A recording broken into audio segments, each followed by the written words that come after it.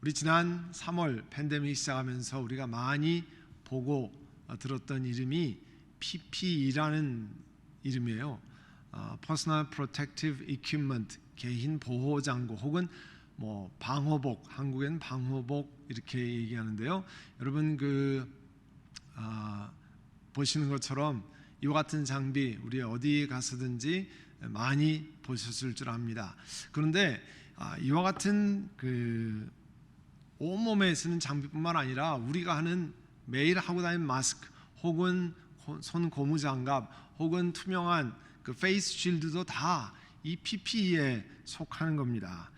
그러면 왜 의료진들이 이 방호복을 입고 진료를 하고 또 코로나 바이러스 검사소에서 전부 이런 것을 입고 합니까? 당연히 우리가 아는 것처럼 감염되지 않기 위한 거 아니에요? 전염되지 않으려고 온몸에 이것을 하고 또 바꿔 입고 소독하고 그렇게 합니다. 감염되지 않도록 무척이나 열심히 다 노력을 하죠. 우리들도 마찬가지 아니에요? 코로나 바이러스는 아무리 작아도 실체가 있습니다. 우리 눈에 보이지 않지만 전자현미경으로 보면 그 바이러스의 실체를 볼 수 있습니다. 그런데 성경에서 말하는 이 죄를 전파하는 영적인 바이러스는 어떠한 현미경으로도 검색이 되지 않습니다. 그렇지만 우리들은 분명하게 아는 것은 죄와 악이 창궐한 세상 속에서 날마다 살아간다는 겁니다. 그리고 앞으로도 그 속에서 살아가야 합니다. 그런데 우리들은 도대체 어떤 보호 장비를 하고 이런 죄악이 창궐한 속에서 살아갑니까? 우리들은 신년을 시작하면서 지난 주간 한국과 미국에 계신 세 분의 목사님 통해서 귀한 도전의 말씀을 들었습니다. 첫날 저녁에는 이런 것이 핵심이었어요. 삶의 기준을 하나님 말씀에 두어야 합니다. 그리고 하나님과 나와의 관계, 그거를 늘 하나님의 자녀라는 정체성을 가지고 우리 인생을 살아가야 합니다. 성경적인 정체성이 이 biblical identity라고 하는 것이 우리 삶의 결정적입니다. 그리고 성경에서 가르치는 태도인 겸손하고 또 감사하고 또 은혜를 기억하는 그런 태도로 삶의 문제를 맞닥뜨렸을 때 대해야 합니다. 그게 첫날 저녁에 주신 메시지고요. 두 번째 날에는 성경이 말씀하는 도대체 지혜로운 종은 누구인가?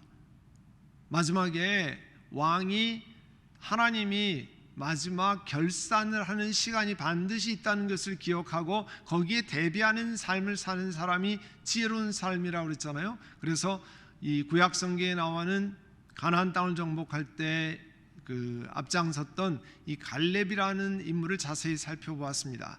갈렙이 85세 당시 이스라엘 백성이 벌벌 떨고 우리가 다 죽게 생겼다고 했던 사람들이 안악자손이잖아요. 이 85세의 안악자손을 무찌르고 땅을 차지했던 갈렙, 성경은 도대체 왜 그렇게 할 수 있었다고 했습니까? 하나님 말씀을 절적으로 신뢰하고 그 마음에 하나님을 가득 채우고 하나님을 따랐기 때문에 사람의 힘으로 할 수 없는 일을 행했다 그랬습니다. 지난 금요일 셋째 날에는 믿음으로 삽시다 하는 제목을 했는데요. 내가 이걸 반드시 할 수 있어, 또 이런 일은 반드시 일어나, 이런 신념과 믿음은 다른 거라고 그랬습니다. 믿음은 하나님이 약속으로 주신 말씀이 우리 삶에 일어날 것을 믿고 받아들이는 게 믿음이죠. 그래서 하나님이 말씀하신 그 말씀을 신뢰하고 1년을 출발합시다, 이런 말씀을 들었습니다. 이 코로나 바이러스 상황에 관해서 우리 한인들은 특별히 그렇죠. 한국에 있는 상황, 미국에 있는 상황, 뉴스, 인터넷 통해서 다 꿰고 있습니다. 오늘 확진자가 몇 명이고 한국에는 어떻게 됐고 또 미국에는 어떻게 됐고. 그러면 실제로 세상 가운데 살아가는 우리는 현재 어떠한 영적 상황으로 살아가는지는 잘 파악하고 계십니까? 어떤 상황인지 알고 계시는지요? 디모데후서 3장 1절에 보면요, 그대는 이것을 알아두십시오. 말세 어려운 때가 올 것입니다 말씀합니다. 말세는 말 그대로 세상의 종말을 의미하는 거죠. 앞으로 우리에게 다가올 말세가 있다 그런 뜻이 아닙니다. 성경의 말세는 예수님이 이 땅에 오신 다음에 이제 승천하시고 다시 이 땅에 오실 그 시간이 말세예요. 그러니까 지금 앞으로 우리가 말세를 맞는 게 아니고요, 지금 우리가 말세를 통과하고 있는 겁니다. 이렇게 긴 시간을 말세라고 규정하는데 그 기간을 어려운 때라고 하나님 말씀이 가르치고 계십니다. 예수님은 우리들에게 우리가 어려운 때를 통과할 거니까 마음의 준비를 하도록 권면하는 거죠. 그러면 도대체 어떻게 어렵다는 겁니까? 3장 이 디모데후서 3장 2절에 보시면 이렇게 말씀하고 있어요. 어떻게 어려운지 자세히 설명합니다. 먼저 사람들은 자기를 사랑한다고 그랬어요. 세상에 있는 사람들이 하나님의 사랑을 받아들이지 않잖아요. 대신에 자기 자신만을 사랑하는 걸 택하죠. 자기만을 사랑하게 되면요, 욕망이 자신의 영혼을 삼켜버릴 수 있습니다. 오직 나만을 생각하고 내 유익만을 사랑하는 삶을 택하면 그런 일이 일어납니다. 이러한 삶은 궁극적으로는요, 자기 자신을 파괴시키는 거죠. 자기 유익만을 사랑하는 삶을 택하는 게 되는 겁니다. 이제 그 중에 하나가 돈을 사랑하게 되는 거죠. 디모데전서 6장 10절 이렇게 말씀하잖아요. 돈을 사랑하는 것이 모든 악의 뿌리라고 말씀합니다. 돈을 쫓다가 믿음에서 떠나서 헤매기도 하고 많은 고통을 겪기도 하는 사람이 더러 있다라고 성경은 말씀합니다. 또 이 디모데후서 3장에 보면 뽐내고 교만하다고 그랬어요. 이 자기 중심적인 사람에게 나타나는 이 교만 바이러스가 점점 이 번식이 왕성해지면 온갖 일에 뽐내고 교만해지는 거예요. 그리고 일어나는 현상이 하나님을 모독하게 되고요, 부모에게 순종하지 않고 감사할 줄 도무지 모르게 되는 겁니다. 그래서 3장 3절에 보시면 무정하고 정의도 도대체 없고 원한을 풀지 않고 비방하고 절제가 없고 난폭하고 선을 좋아하지 않고, 여러분 요즘 보면 사람들은 자신에게 뭐 해코지한 사람, 자신을 어렵게 한 사람 원한을 풀지 않고 끝까지 가려고 그러잖아요. 또 인터넷이나 SNS에서 남을 비방하는 것을 보면 도무지 이게 어디까지가 한계인지 뭐 끝도 없어 보입니다. 자기 의사를 표현한다는 것이 얼마나 난폭한지 모릅니다. 그래서 3장 4절에 보면 자기 사랑이 선을 넘어서 하나님보다 쾌락을 더 사랑하게 됐다고 그랬어요. 육체가 우상이 되는 거죠. 끝없이 육체의 쾌락을 쫓아가는 것도 사람들 보기에 정말 부끄러움을 모르는 거죠. 혹시 그 범법자로 몰리면 재수가 없어서 걸린 거지 자기가 잘못했다는 생각을 도무지 안 합니다. 양심에도 거리낌이 없고 문제가 없다고 생각하게 됩니다. 부활절을 앞두고 우리 삶을 돌아보는 시간, 우리 렌트 사순절이라고 그러잖아요. 사순절 시작하기 전에 애쉬 웬스데이, 시작하는 날을 애쉬 웬스데이, 재수요일이라고 그러는데 그 전날을 우리가 이 Fat Tuesday 혹은 그 불어로 마르디그라 이렇게 얘기합니다. 각국에서 축제가 벌어지는데요. 그는 이제 수요일부터 40일 동안 우리 자신을 살피고 회개하고 돌아보고 또 음식 같은 것도 기름진 것을 절제하니까 화요일 날 모든 기름진 음식을 다 먹고 내가 좋아하는 대로 하자 하는, 그것 때문에 축제가 뉴올리안즈나 또 브라질의 리오데자네이루 같은 데서 열리잖아요.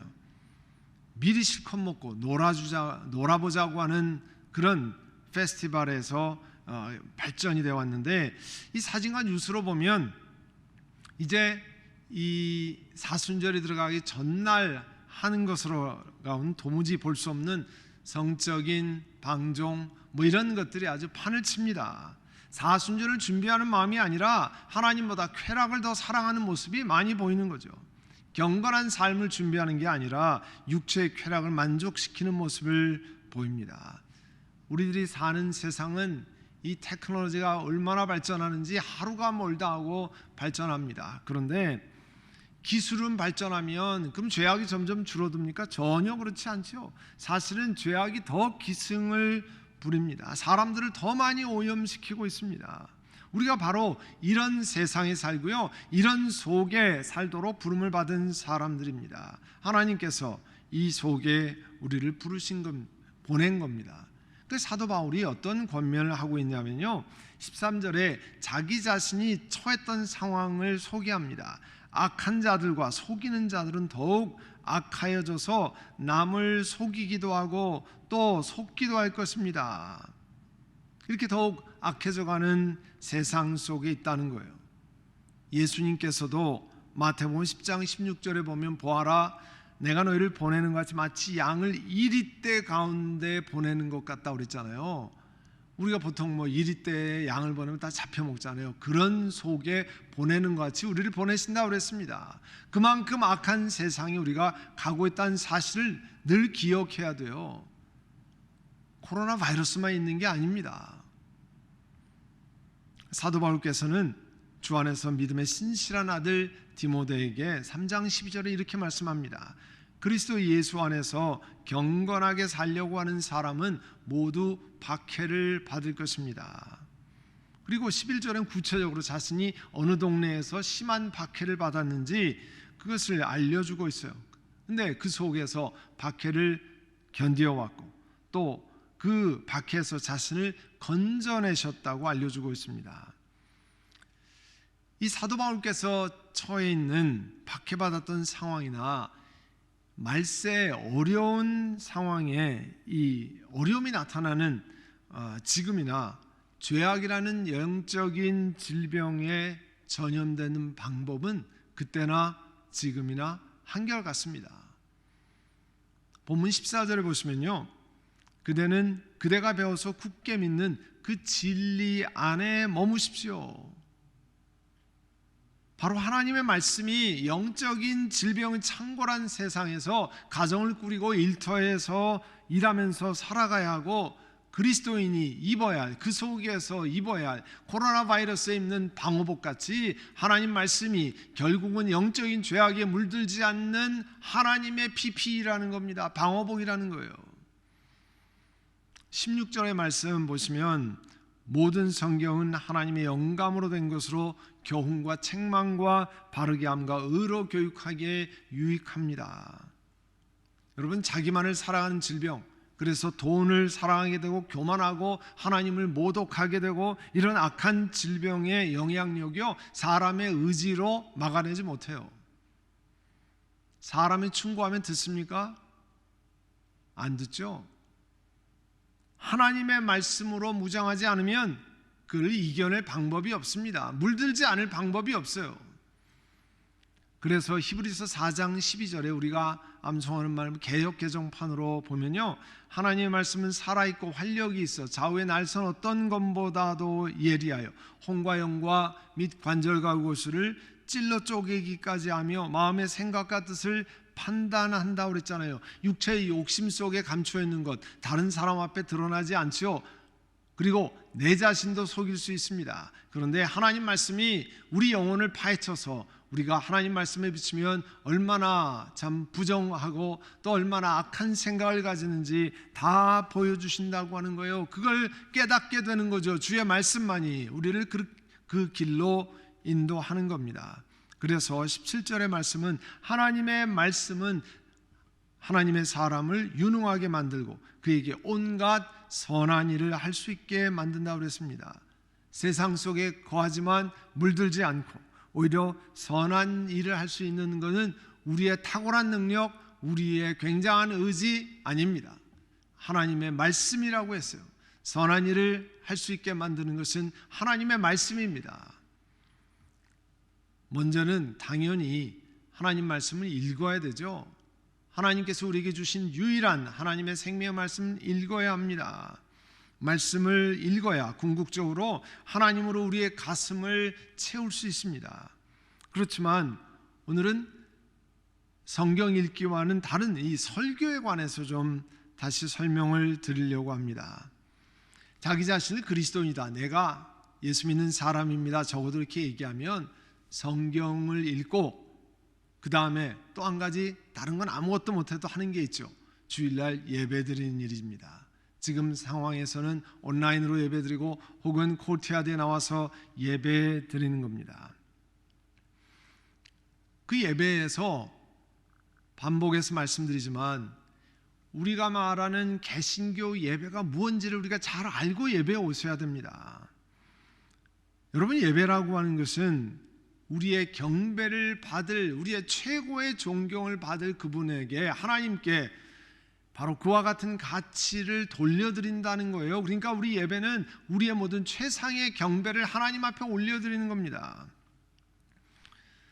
그래서 예배가 call to worship, 예배의 부름으로 시작하는 거예요. 우리 주님이 우리를 찾으셔서 예배로 나오라고 부르신 것에 응답해서 하나님 앞에 나오는 겁니다. 그래서 오늘도 우리가 금년부터 새로운 찬양 How great is our God, 위대하신 주, 하나님 얼마나 크신 분인지 모릅니다. 찬양으로 시작하잖아요. 그리고 우리의 죄악된 모습을 회개하고 고백하고 하나님 앞에 아뢰고 목회자를 통해서 forgiveness of pardon, forgiveness declaration, 이 용서의 선언을 듣고 하나님의 말씀으로 생명의 은혜로 십자가의 은혜로 우리를 용서하셨다는 말씀을 다시 한번 기억하는 거잖아요.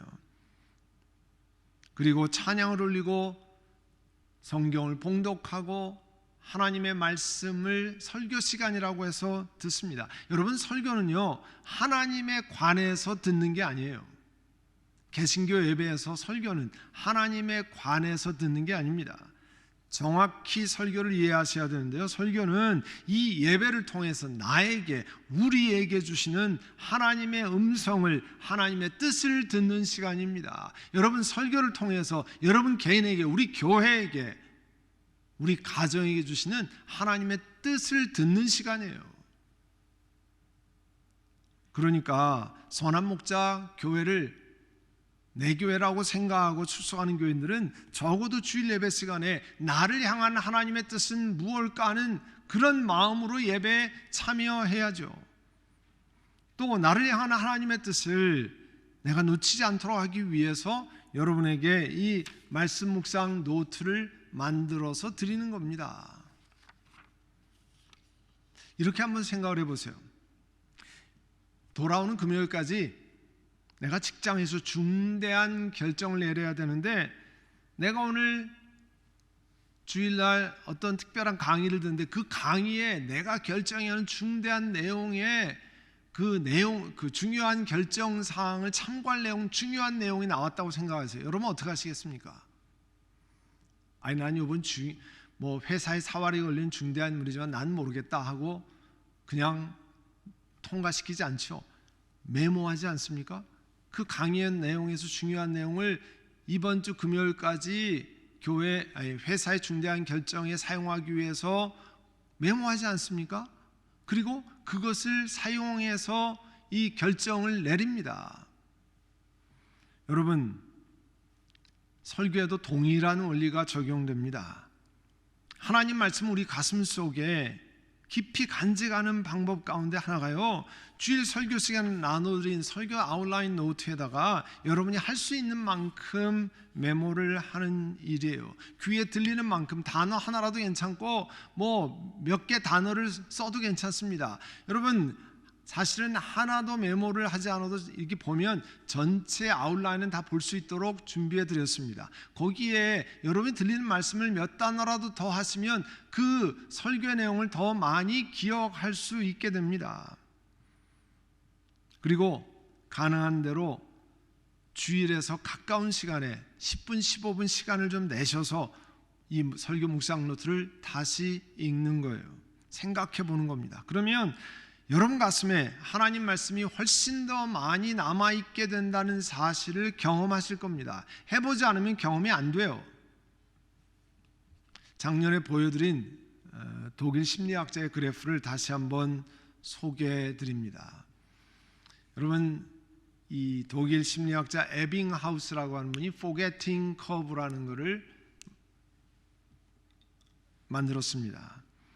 이건 뭐냐면, 어떤 것을 새로운 것을 배운 다음에 시간이 지나면서 내가 노력하지 않으면, 내가 기억하려고 노력하지 않으면 기억에 남아있는 정도가 점점 줄어든다고 하는 망각곡선이에요. 여러분 잘 보세요.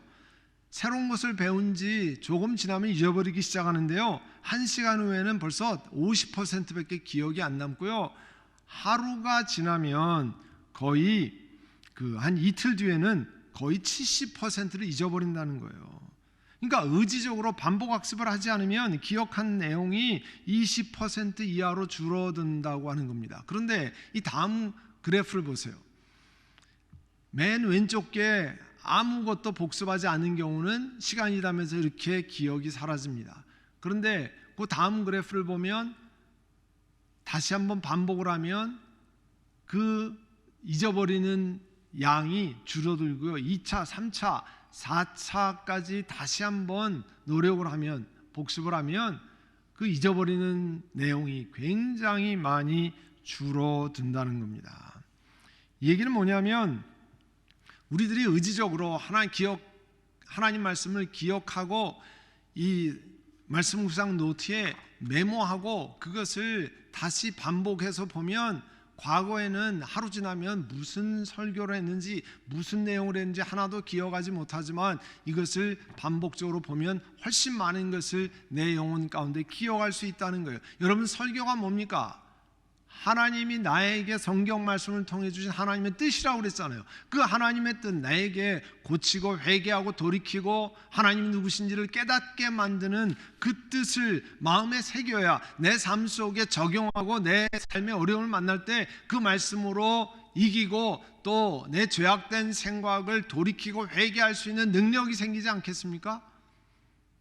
하나님 말씀이 하나도 기억되지 않는데 무슨 재주로 하나님 말씀으로 내가 영적인 방호복을 입겠습니까?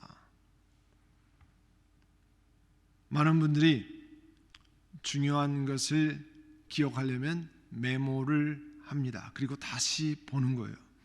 그게 반복되면 내 마음에 자리 잡게 됩니다. 그래서 예수님도요, 마태복음 12장 24절에 마음에 가득한 것을 입으로 말한다고 그랬어요. 마음에 차지 않는데 입에 나오지 않습니다. 내 입에 나왔다고 하는 것은 내 마음에 벌써 가득 차 있다는 거예요. 내 마음에 하나님 말씀을 기억할 수 있어서 마음에 가득 차야 어떤 일을 만날 때 하나님 말씀으로 바른 길을 선택하고 하나님 말씀으로 죄악된 것을 물리치지 않겠습니까?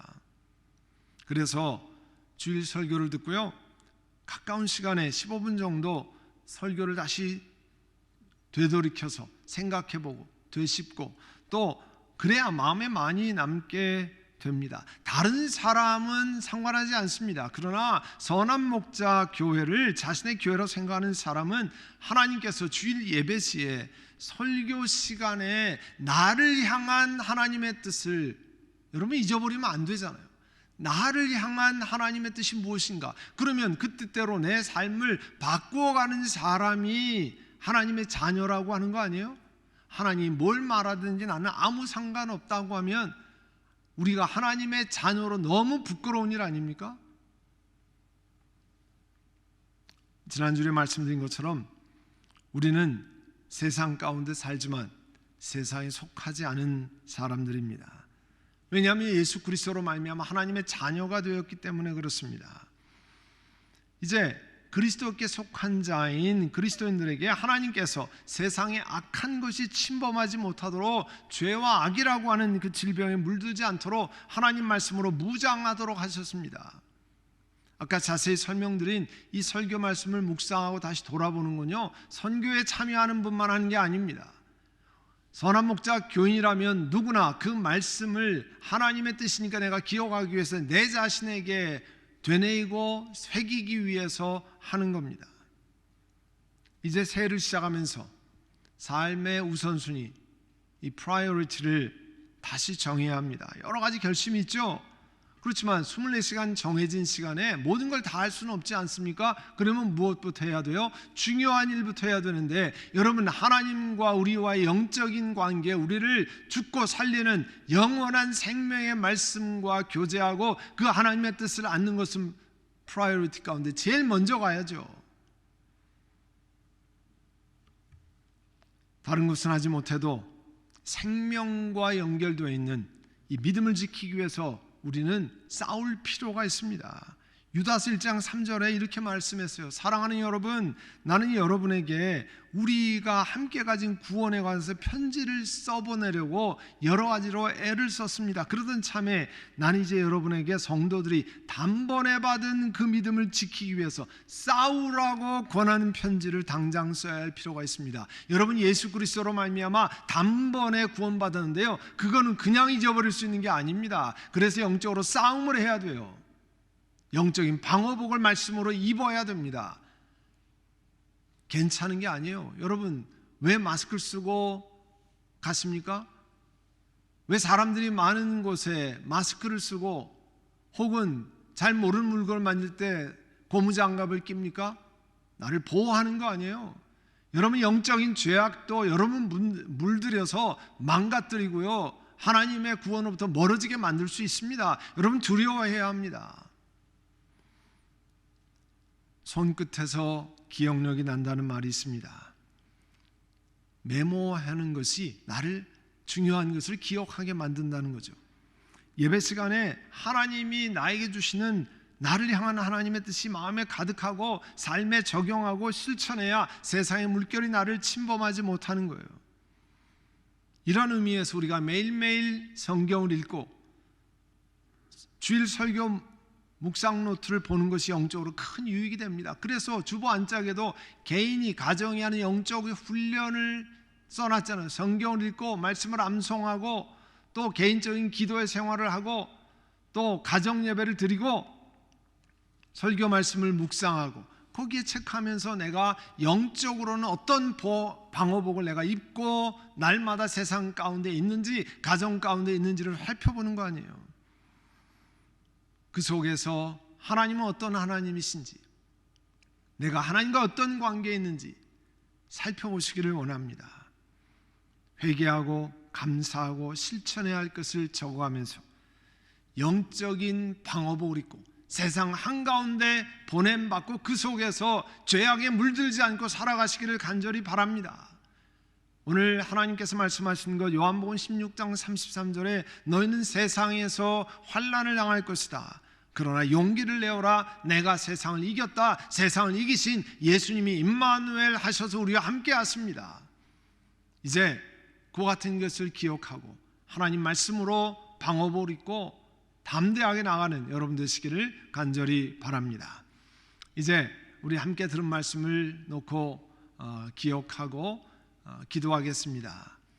하나님, 과거에 이제 설교를 듣고 흘려버리는 것이 너무 익숙했던 저희들을 용서해 주시고 이제 하나님께 주신 말씀을 가슴에 새기기를 원합니다.